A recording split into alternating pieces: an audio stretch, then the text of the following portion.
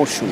এই সেই মরশুম যে মরশুমে কোথাও যদি বাউল গানে ভেসে থাকা যায়, কোথাও যদি শাহী স্নান করা হয়, তো কোথাও ঘরের মেয়েকে বিদায় দেওয়ার জন্য টুসু গান গাওয়া যায়। জঙ্গলমহলের বিস্তীর্ণ এলাকায় টুসু পরব হয়। সেই অগ্রহায়ণ সংক্রান্তি থেকে যে পরবের শুরু, ঘরের মেয়ের মতো নিজেরা যা খাচ্ছেন ঘরের মেয়েকেও তাই দিচ্ছেন।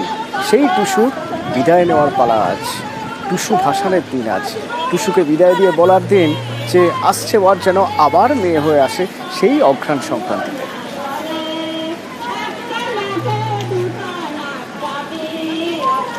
বললাম যে চোখের জলে বিদায় দিচ্ছি, ওই যে মা আমাদের মেয়ের মতন তো চলে যাচ্ছে, তার জন্য আমরা ওইটার জন্য কান্নাকাটা করি।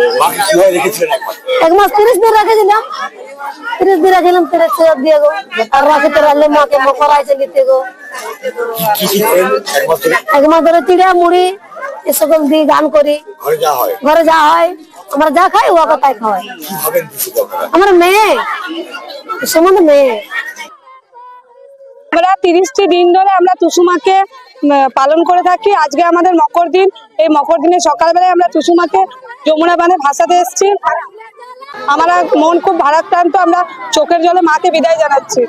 সারা রাত ধরে কালকে আমাদের ওই টুসুমাকে নিয়ে টুসুমাকে সাজানো হয়েছে, টুসুমাকে নিয়ে সারা রাত টুসুমার গান করা হয়েছে। জাগরণ, কালকে জাগরণ। আমরা চোখের জলে মাকে বিদায় জানাচ্ছি। মাকে আমরা একটা কুমারী মেয়ের মতো আমরা পালন করে এসেছি। আজকে বিদায় দিয়ে সত্যি আমাদের সকলের খুব কষ্ট হচ্ছে।